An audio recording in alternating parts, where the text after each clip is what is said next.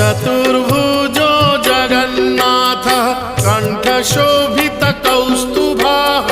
पद्मनाभो देवगर्भश्चन्द्रसूर्यविलोकनः जगन्नाथो लोकनाथो नीलाद्रीशः परो हरिः